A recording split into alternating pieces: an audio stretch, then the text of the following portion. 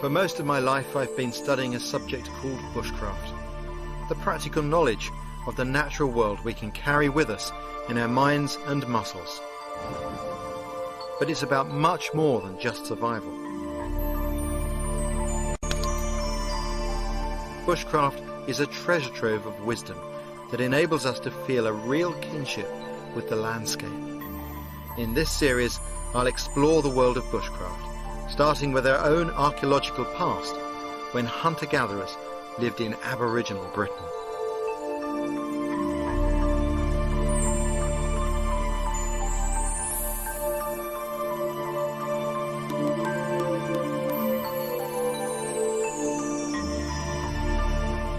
Our Aboriginal roots are only revealed in glimpses. My journey begins amongst these 6,000-year-old tree stumps which have recently emerged from the mud here on the banks of the Thames in London.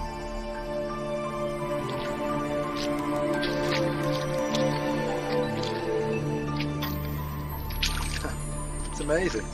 I'm walking through an ancient forest. Of course, it doesn't look much like one now, but it's incredible. When you look closely, you can start to pick out individual species. This looks like yew. And back there's an oak tree. But I have spotted one other thing that's a real gem. Have a look at this. That there. That, believe it or not, is a hazelnut. Isn't that incredible? So I've seen 3 species here that I can recognise. Oak, yew and hazel. And of course, because I'm very familiar with those woods, in my mind's eye I can put back the leaves, the forest, and I can even see the flowers that would have grown here. When these trees stood, the Ice Age had passed, but Stonehenge was yet to be built. The Stone Age people who walked these banks were nomadic hunter-gatherers, whose lives revolved around bushcraft.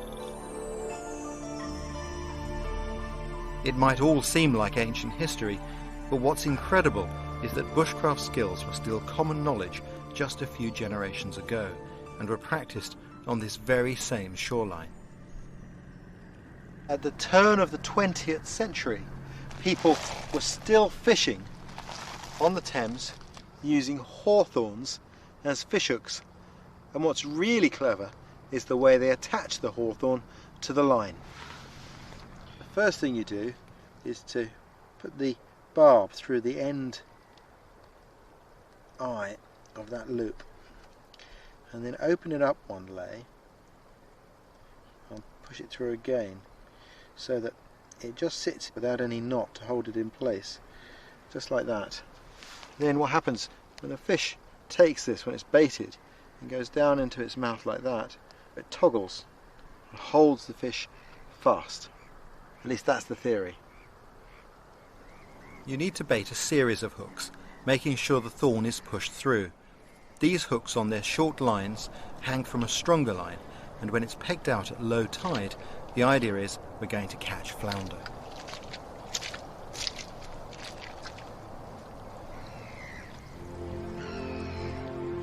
This long line fishing relies on the ebb and flow of the tides, and unlike so much of modern life, it can't be rushed.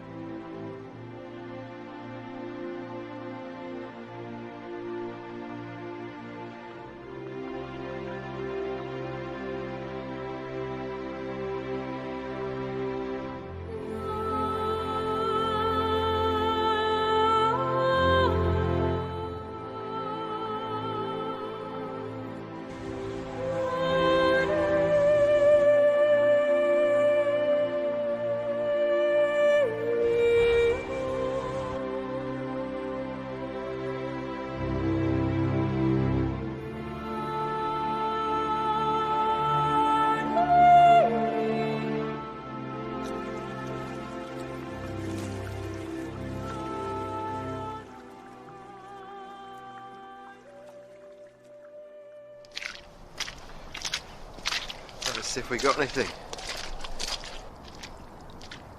Ah, there we go. One flounder. Excellent. Another one here, look. And we've got another one. Oh, I'm well impressed with that. I'd have been happy with just one fish on the line, but 3, that's a result. What interests me though is the thought that at the turn of the 20th century there are still people here on the Thames catching fish with just a thorn. But surviving examples of British bushcraft are the exception. To really understand our Aboriginal past, you've got to imagine a time when trees still stood on these banks. In fact, when forest covered the whole of Britain.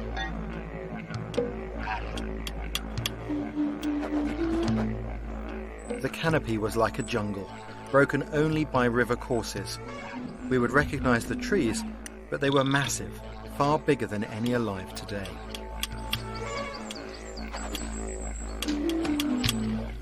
Just a few thousand people living in small bands shared this land with wolves and bear, hunting elk, wild cattle and deer.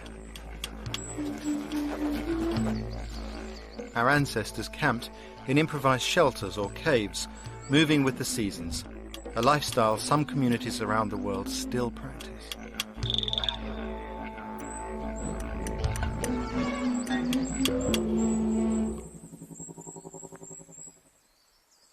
One of the real joys of learning bushcraft, particularly in foreign lands, is that you learn to see the landscape around you through the eyes of the indigenous locals. And that transforms your view of your surroundings. The sky really does become your ceiling and the ground your carpet.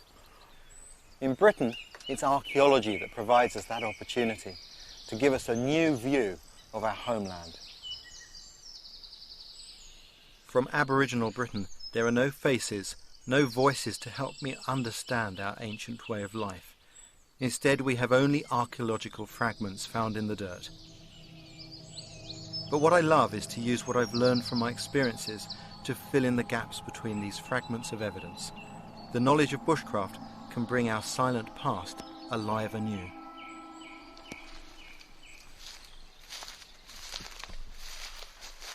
When I walk through a piece of beautiful woodland like this, I try to imagine scenes from the past.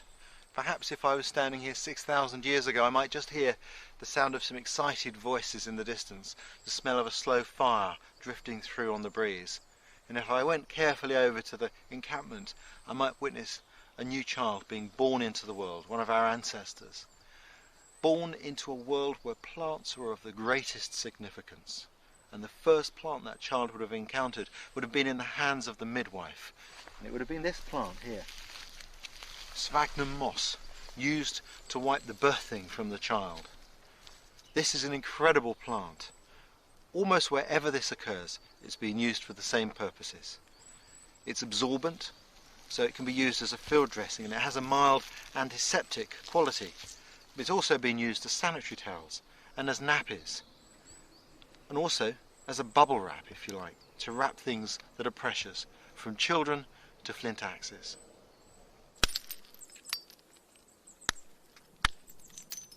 It was stone that shaped our Aboriginal past, a material people had worked for over 500,000 years, while metal's only been used for 5,000.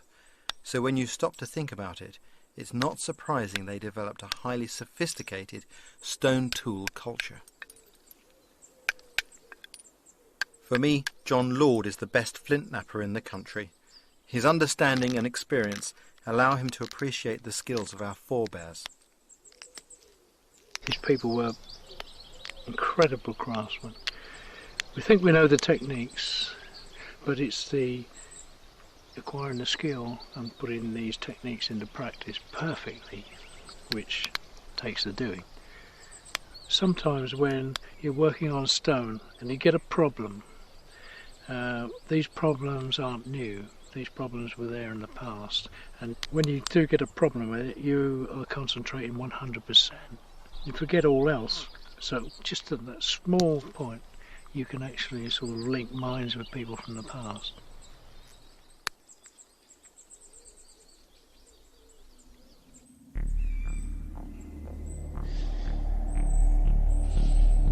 As the demand for flint intensified, it led to the first industrial landscape of Britain. This weird series of pitted hollows is known as Grimes graves, but the key to its mysterious surface lies underground.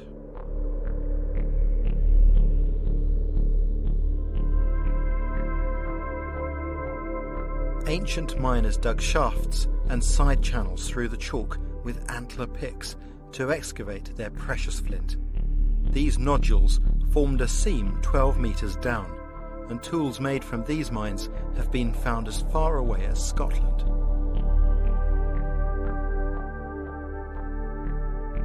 As archaeologists have uncovered both crude and magnificent stone tools, many have ended up here, in the vaults of the British Museum.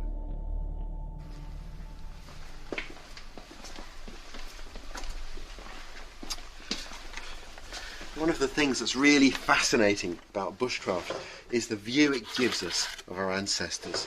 If we were to see that in a museum, we'd read the label, 350,000 years old, and we'd see its shape. But once we start to learn how to work this material, we see it completely differently. Now we look carefully at it and see how its manufacturer solved problems. It gives us an insight into their mind. And of course, human evolution is mirrored in the development of flint working techniques. By 6,000 years ago, things were a lot more sophisticated. Now we've got these broad, thin tools made for very specialist purposes, a whole range of different tools to do different jobs. This is a discoidal knife, flaked on one edge, polished on the other. A beautiful tool. Again, our understanding of these tools helps us to see into the past, to understand the mindset of the people who made these things, and really perceive their world in a completely different manner. It's like travelling in time. And other drawers hold further clues to the diversity of our Aboriginal culture. You can see by the picture what that's all about. That's amazing. Look at that. You see the fish coming up through the water? It's a fish, isn't it? Yeah. With a hook in its mouth. And on a line. And of course that's extraordinary for us because we don't have any line or string or rope preserved. So to actually have a little drawing on a fish hook. That is remarkable and it's beautifully executed. And So- how old is that? That's about 12,500 years, so it's right at the end of the last ice age.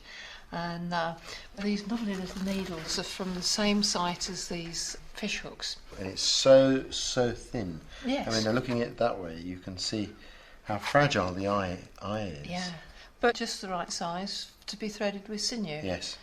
Do you find many of these that are broken? Lots of broken ones, but very often they turn up in sites in vast numbers. You get 800 or 900 needles, which really emphasises how important this piece of kit was.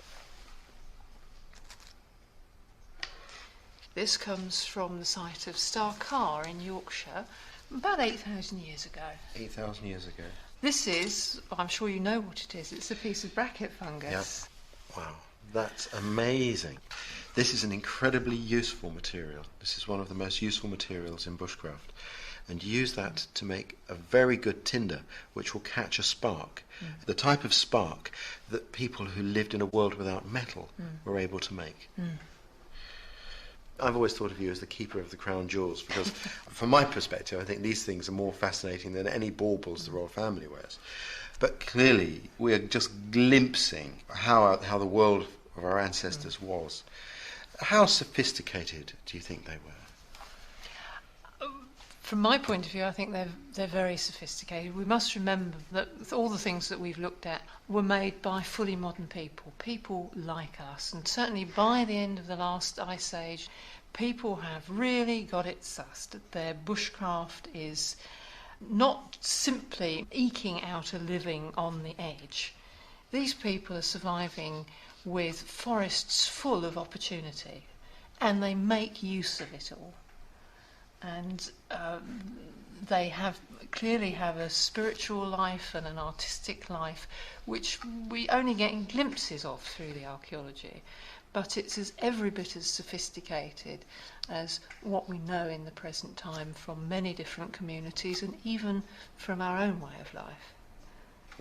But not all artefacts are so beautiful. Some of the most intriguing are the ones with imperfections.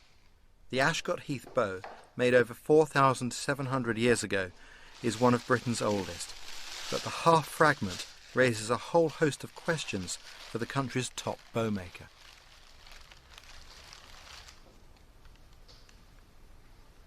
Now this, in some respects, is very, very similar to what we know of today as a longbow.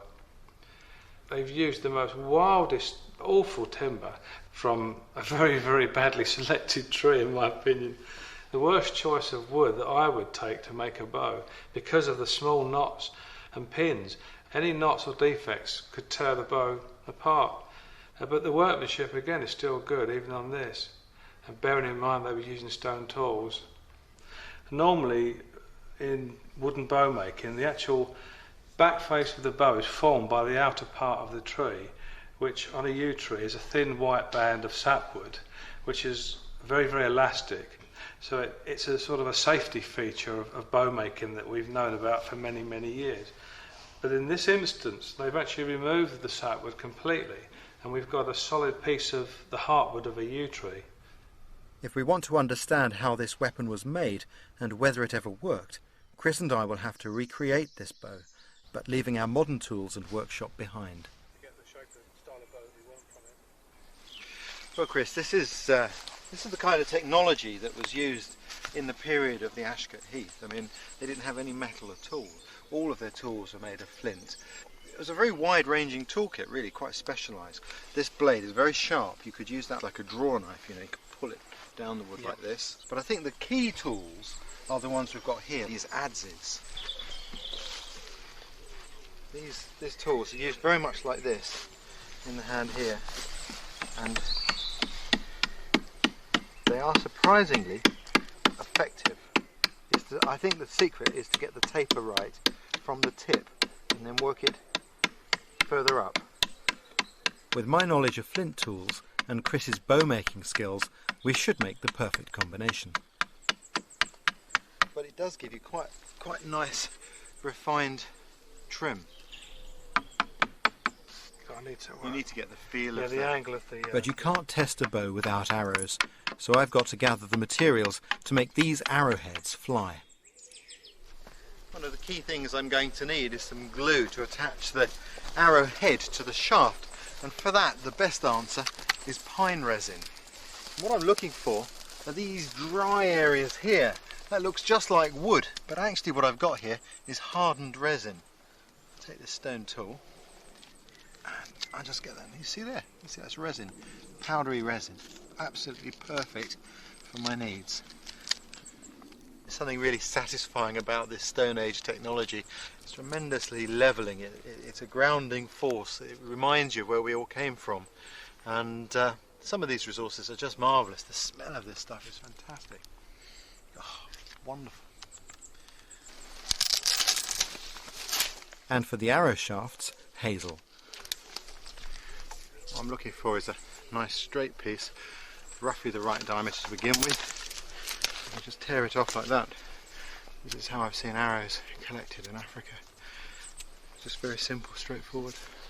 Another nice one there.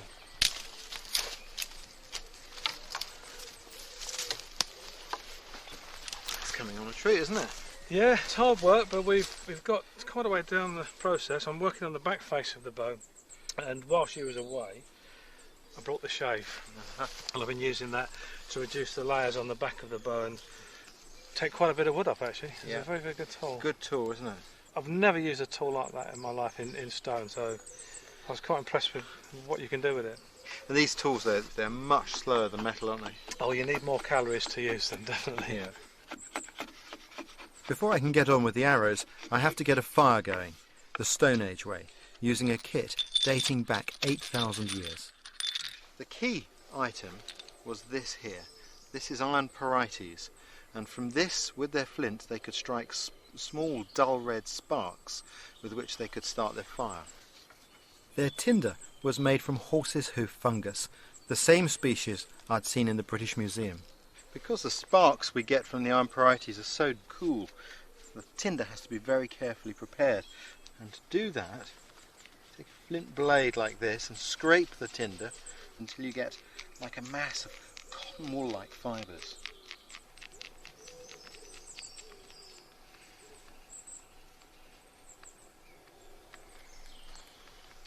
The next job is to strike the spark onto the tinder, and this isn't easy, and the sparks are very small and very few and far between, so it takes normally a few minutes.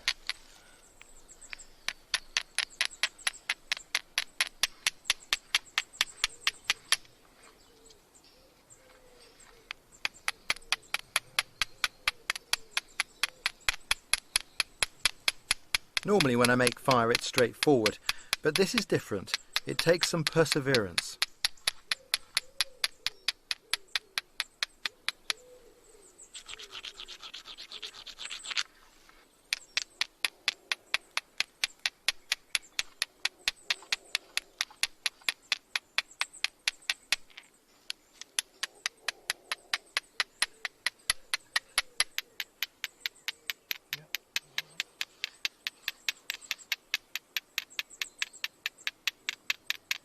Of course, eventually one lands in the right place and the tinder catches light like this. Take another piece of this fungus, which I will ignite now from this little piece here. Just blow on that. Burns very hot. I put that in there while I can just about hold it. It's getting very hot now. And now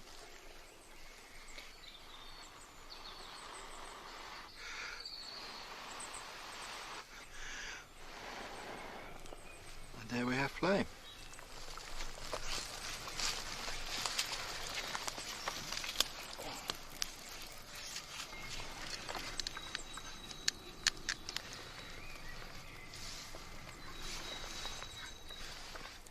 One of the key things about primitive arrows is accuracy, and accuracy is very much a function of straightness.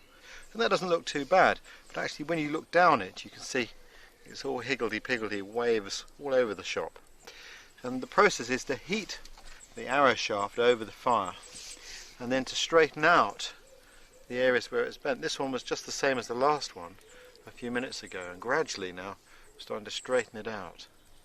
And then once it's straight, I want to dry these stems off, and then I can scrape them down a little bit more and then sand them. It's a lot of work, but well worth it. Sitting here getting to grips with these Stone Age techniques makes me realise how resourceful our ancestors were. The forest was both their DIY store and their supermarket.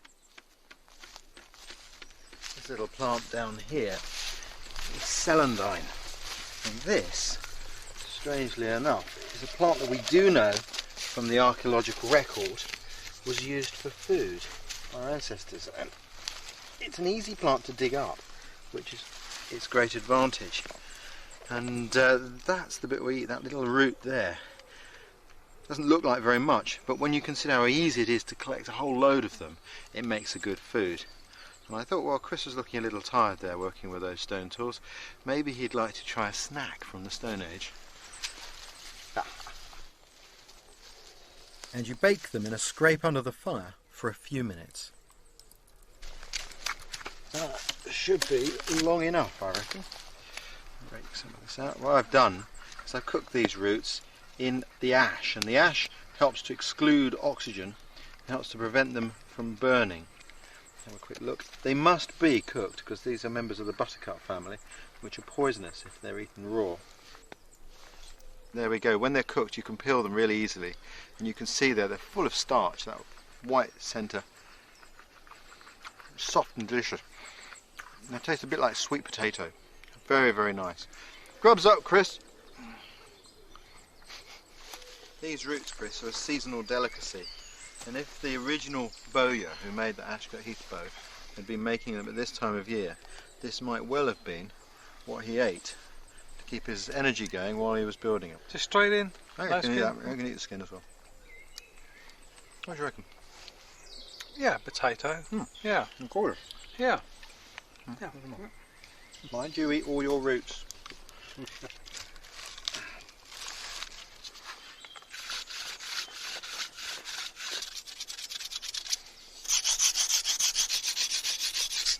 Bit of sandstone, piece of leather, and This is our abrasive paper. What do you reckon? Yeah, that's fantastic, smooth. I could probably use the same process on the bow. Oh, I thought you might say that. I'll give it a try anyway. Hey. Your bow's useless without the arrows.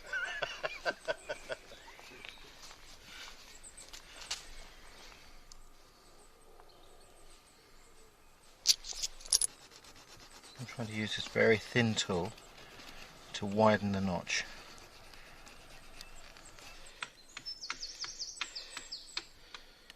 I'm going to make some adhesive here to affix the arrowhead in place. The first thing I've got is some charcoal. I'm going to grind it up nice and fine. And now I've got the resin here that we collected. Close to the fire where it can warm up. It's beginning to melt really nicely. And what I do now is start to mix that carefully in with the charcoal. And the charcoal strengthens the resin. Without the charcoal, the resin, when it hardens, is very brittle. It's almost like glass, actually.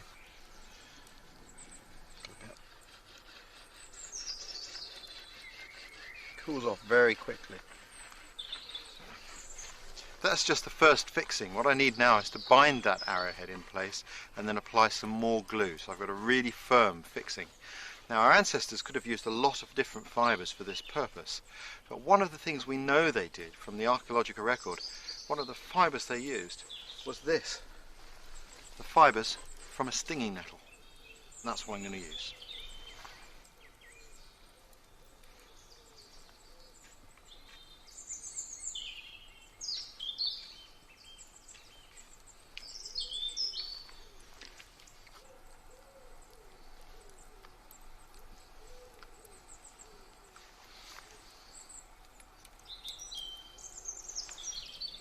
That's the point fixed.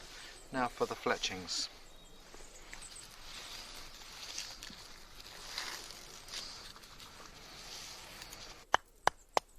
These are the leg tendons from a red deer. They can be turned into fine fibres, which I'm going to use to attach the fletchings on the arrows. But to produce these sinew fibres, I first have to pound them.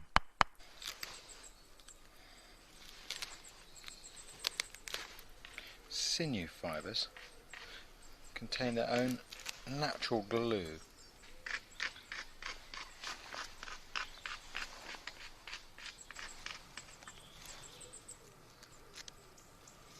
Now I'm going to carry out a bit of an experiment. In Africa, I've seen the Hadza use the bulb of a plant. And they chew it up and spit it onto the arrow shaft as a glue. And I've also come across references in Britain to bluebell bulbs having been used to make a similar glue.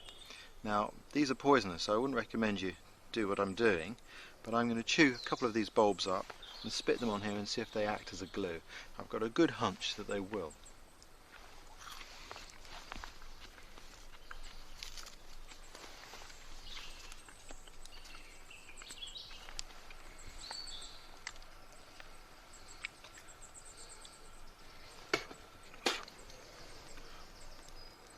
Very sticky. Very much like what I've seen the Hadza using. That's really quite surprisingly sticky. Right. Let's see how we go on.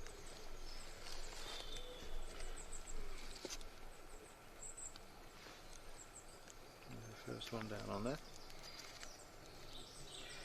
Pull that good and tight. Another bit of sinew for binding. Fiddly old business, this.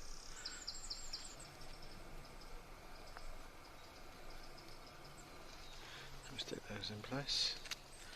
Over at the top there. Definitely works. That's amazing.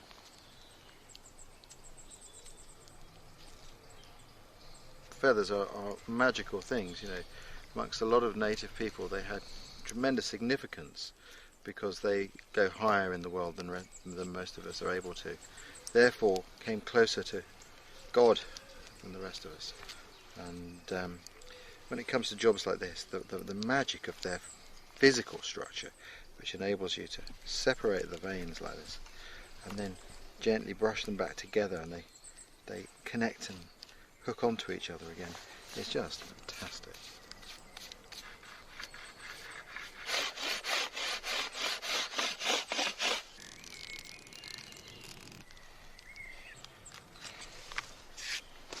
All we need now is the bow. Okay, yeah, it is just a little bit stiff there, Ray. Can you feel the stiffness in the middle of the bow? Chris is at the crucial stage of the bow making now. Someone once described a bow as a stick that was 9/10 broken. All the magic is in that last little bit that you leave there. And as he pulls the bow, it needs to flex equally in all places on either side. If one area is weak or stiff, the load isn't evenly distributed, and that will tend to lead to the bow breaking. Oh, yeah. Well, Chris, the thing that bothers me is that we've got a lot of stress involved, and we've got no sapwood. Yeah. There is a very good chance, isn't there, that this could break. After all, the one we saw in the museum was broken. Broken, yeah, I know. It's an experiment, and we've said this right from the offset. I've, been prepared to give it a go, the same as you. Let's just hope that it hangs together. Hopefully, they did get some use out of the bow before it broke. Let's be positive. Fingers crossed. Yeah.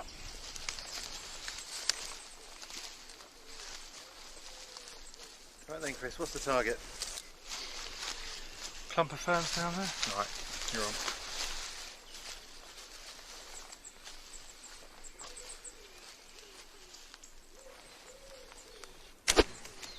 Good shot. Lovely. Shoots hard and fast, that does.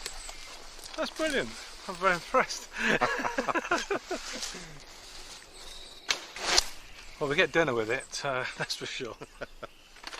Well, of course, that's what it meant. That's what it meant to the original maker. This wasn't a thing for recreation or a toy. This was a thing to stop the hungry child from crying. Yeah.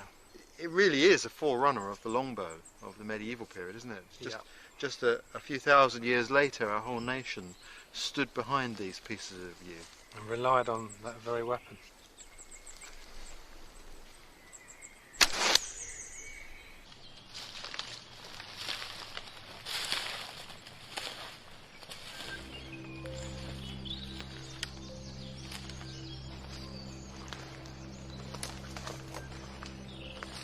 This is Shapwick Heath in Somerset.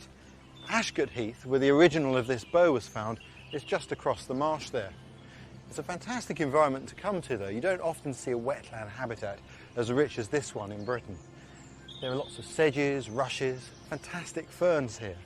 But the real significance is that it's exactly this type of habitat that our ancestors would have used this bow to hunt through.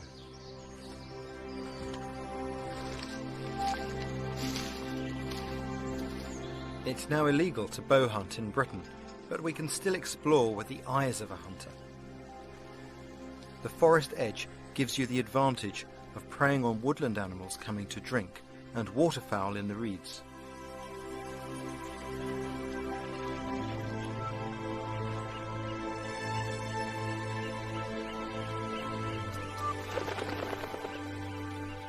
Butchered wild horse and boar remains were common, as well as great crested grebe and teal ducks, but above all they hunted deer. Away from the trees their prey were exposed and vulnerable to ambush from the bank, or from hunters in dugout canoes lurking on the water.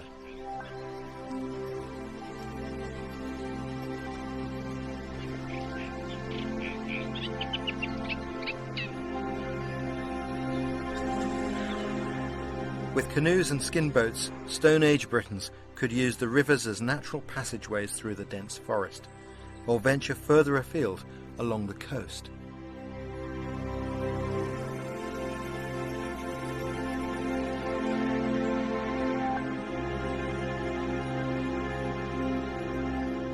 Aboriginal Britons were nomads, following the deer as they migrated through the landscape and living off seasonal foods along the way.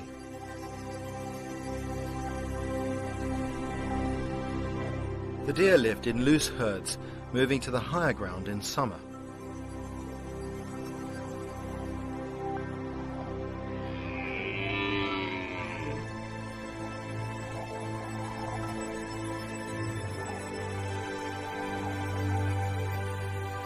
Our ancestors would have been expert trackers, versed in every detail of their prey's behaviour, just as I've seen among hunter-gatherer peoples in other parts of the world today.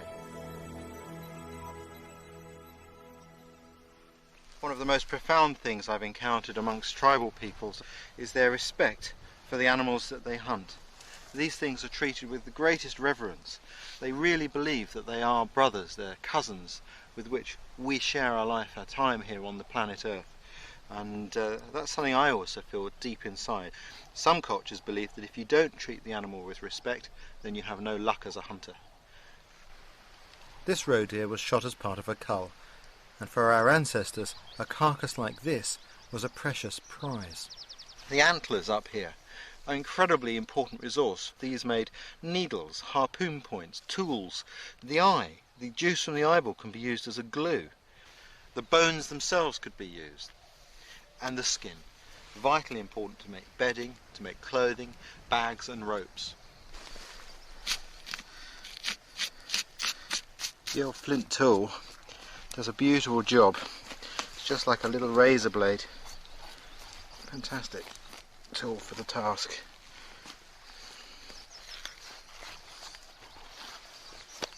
Beautiful. You see how once you're in there and you're at work, you only really need to use your hand for this job. What I'm going to do though, is I'm going to show you here the leg. I can skin that back. This white line here is not bone, that's the tendon. It's an incredibly tough material. And these can be dried and then pounded to separate into the individual fibres, the sinews that are used as sewing material for sewing together clothing or any other job where you need a fine, strong thread. It's really fascinating, you know, when we use these fibres, we're using the very strings, the very mechanisms that give the deer its agility, and that's why they're so strong.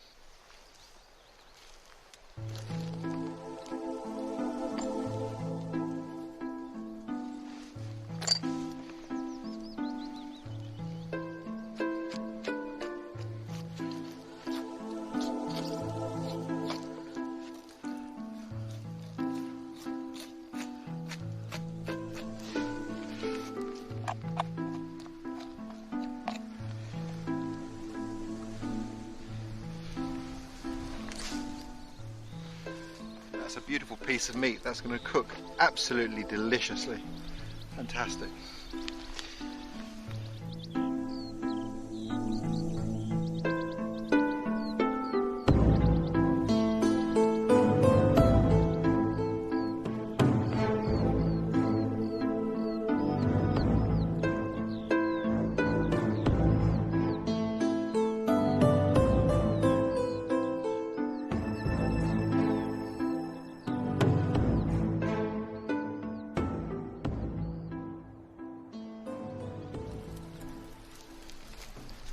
One of the problems that our Aboriginal ancestors had was that they didn't have a cooking pot for their joints of meat because they didn't have clay pots or metal ones at that period. They had to use their fire. Now, to make an oven, what I've been doing here is I've been burning a fire for about an hour and a half into a hole in the ground which I've lined with flat rocks so that the rocks will become very hot, and I'm going to cook the meat in there. First job now is to open this pit up. There's a lot of heat comes out because the rocks are now white hot.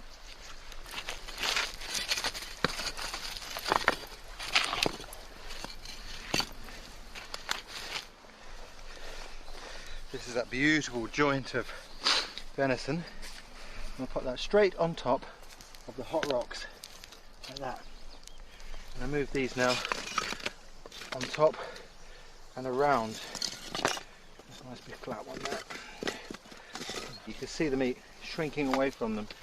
This sort of cooking, you've got to have the right sort of ground. You would never want to do this on peat because you could set the ground itself alight. Now I'm only cooking one leg here. You could cook a whole deer this way, and I quite often do that, but even a big feast of many animals could be cooked in this manner. What I'm going to do now is just going to put a lid on top and put these sticks across here. green sticks so they won't burn. I can already smell the meat beginning to cook. Beautiful. So now, I'll cover it with moss.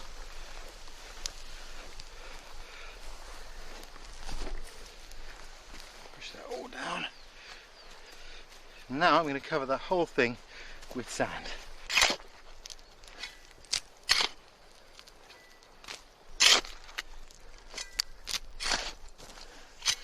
There we go. Well, the sand makes an airtight seal. One hind leg of roe deer rocks as hot as that. About 2.5 hours, I'd say, in our measure of time. And while that's cooking, I think we'll have a Stone Age seafood starter.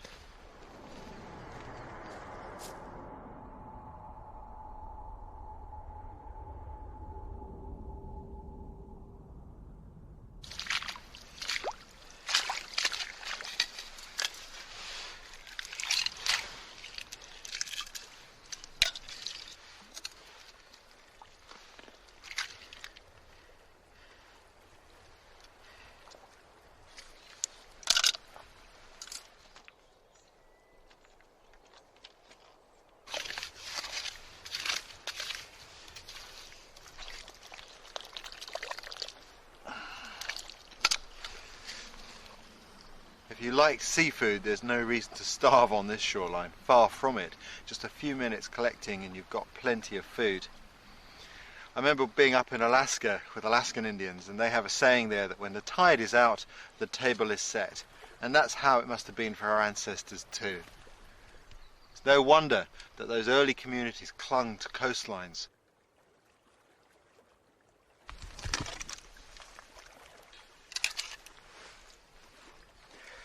There we go. Get your limpet removing tools here. Perfect, absolutely perfect.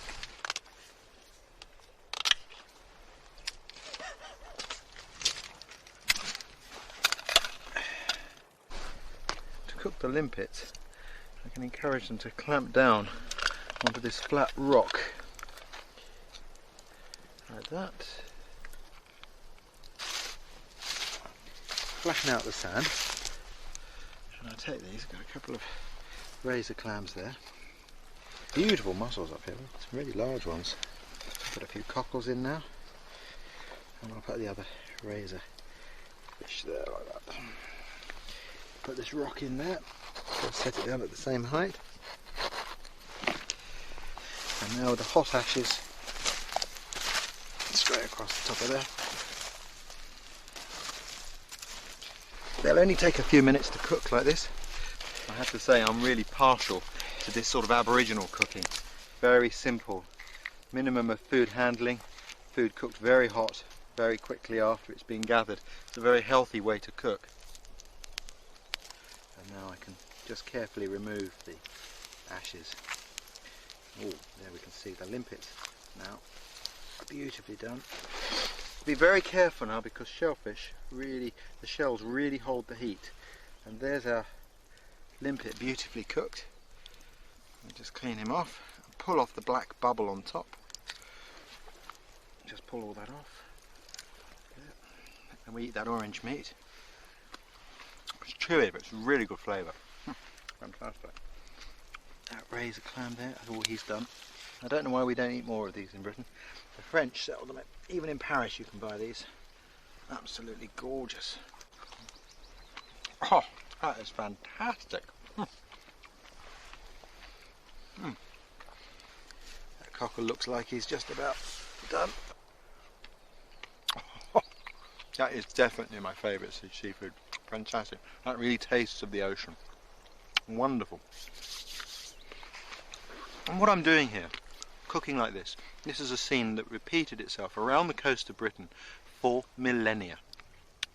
We know that because when our ancestors had cooked this way, had these meals here, perhaps as big families, they took the shells and they literally threw them over their shoulder.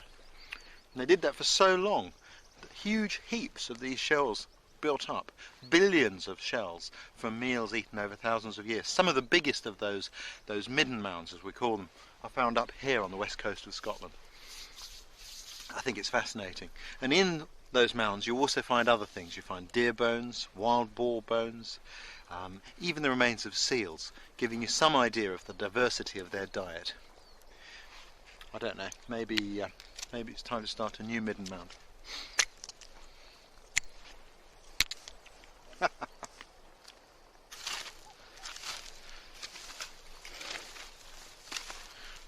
Once I start to get down to the moss, I'll start to roll it back carefully. A lot of heat in there. Be careful not to burn yourself.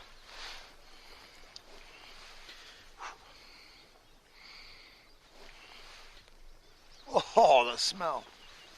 If you could only smell this. You can see how the sticks have cooked. There's the meat. That looks beautifully cooked.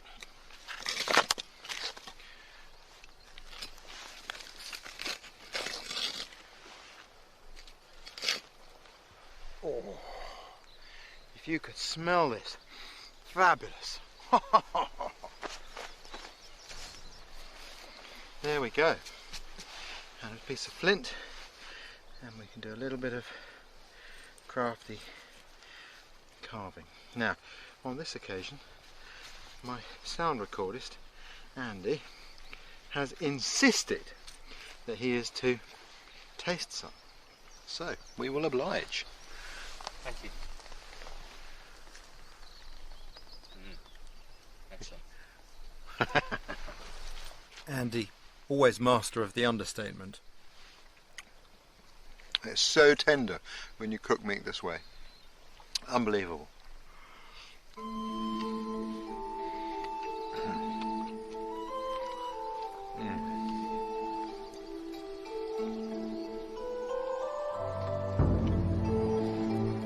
Bushcraft never wastes a resource. From the fire used to heat the rock oven came embers to bake my shellfish, and with this ever useful horse's hoof fungus, I can now carry that fire with me. If you're living a nomadic lifestyle, it's a top labour-saving device.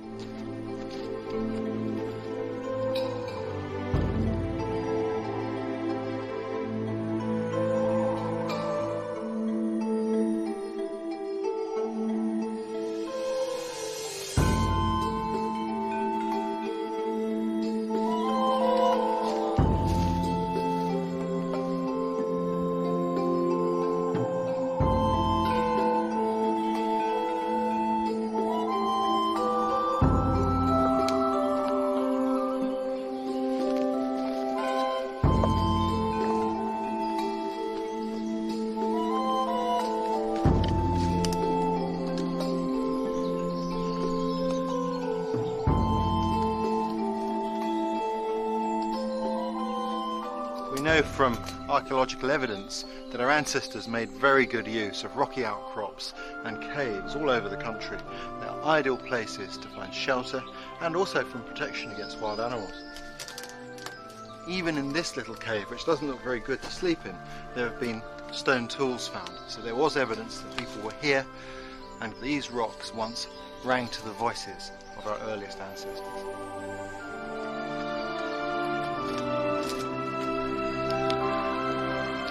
Using the fungus ember is a very quick way to light a fire.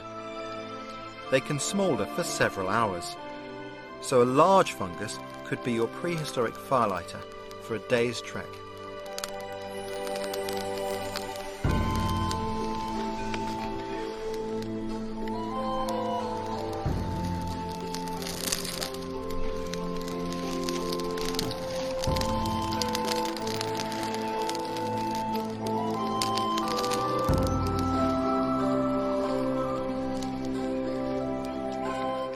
Hunting and gathering is a highly practical lifestyle, and even artifacts which hint at their spiritual culture involve some clever bushcraft. At Starcar in Yorkshire, a set of what are believed to be headdresses were found, 20 of them, made from the craniums and antlers, although they're truncated, from red deer. And these materials are not brittle. A lot of people think this is a brittle material. It's anything but. So it's interesting to see how it was broken, because there is a little knack that makes it possible.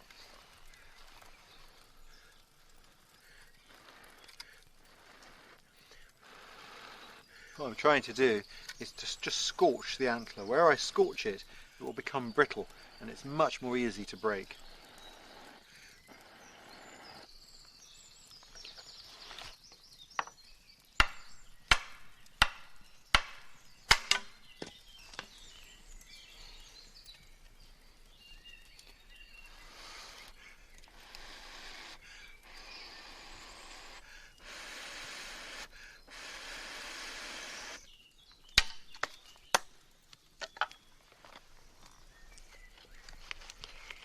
I'm drilling one of two holes which are found at this end of the piece, and what they suggest is that this may have been fastened in some way as a headdress. Having taken the antlers off, it becomes a lot lighter. Now, what was that used for? We can only guess. But I think that there are two possibilities. One, these antlers could have been used in some means as a camouflage for somebody trying to approach close to deer and mimic their behaviour to entice them closer. Or, I think perhaps more likely, these were used as some sort of mask or adornment for dancing, perhaps some sort of religious practice.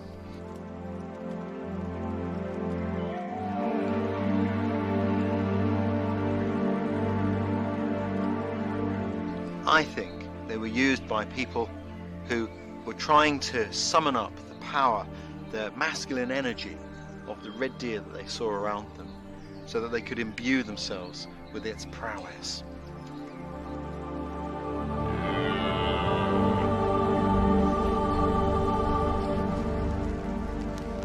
To believe that the essence of an animal can be captured in a mask and worn can still be seen in many native societies. But our ancestors also represented animals in another way, which for me is their most powerful legacy of all. At sites all around the world, we find fantastic rock art. European prehistory is no exception. Imagine a space that brought these paintings together, images dating back 17,000 years, and their subjects are so acutely observed, they are remarkable.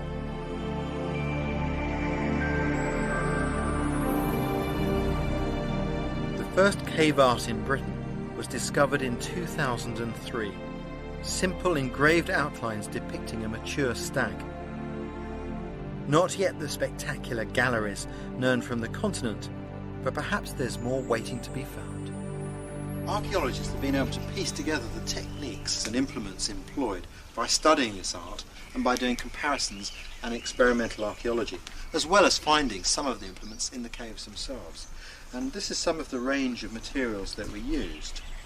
The pigment was very often mineral pigments like this, which is red ochre, and this can be used like a pencil or ground up to create a paint on a grinding surface like that and a grinding stone. For brushes they could have used horsehair tied onto the end of a stick like that, just like a modern brush. To fill in larger areas they had another technique, and for that I'm going to use a bit of buckskin, and in that I'm going to put some of this sphagnum moss, which is wet. I'm just going to wrap that up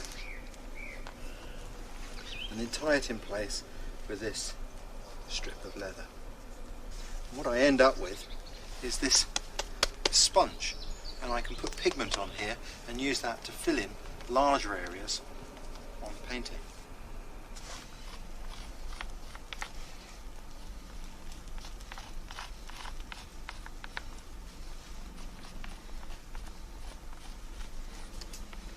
Can you tell what it is yet?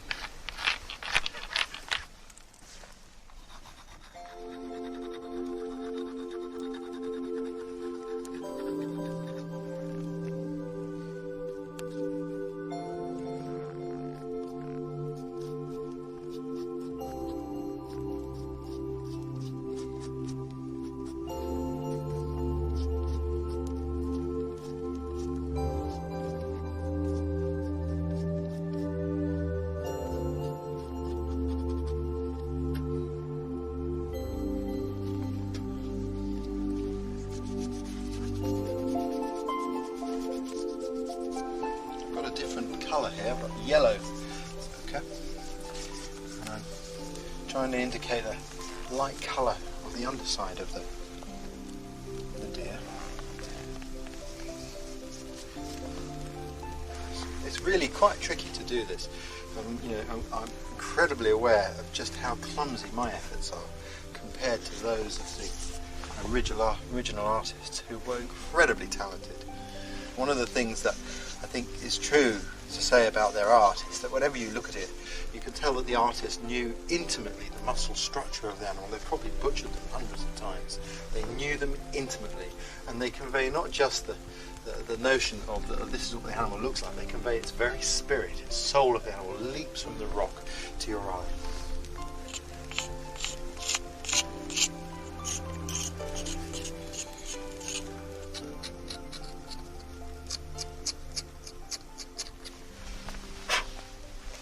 I think that the fact that these were done in the dark with some sort of torchlight is fascinating, because when you actually move the light around, it really does flicker and move. You can see movement in the animal. That makes it easier to look for the three-dimensional representation here. Fantastic. It's really exciting. I could get quite addicted to this, I have to say.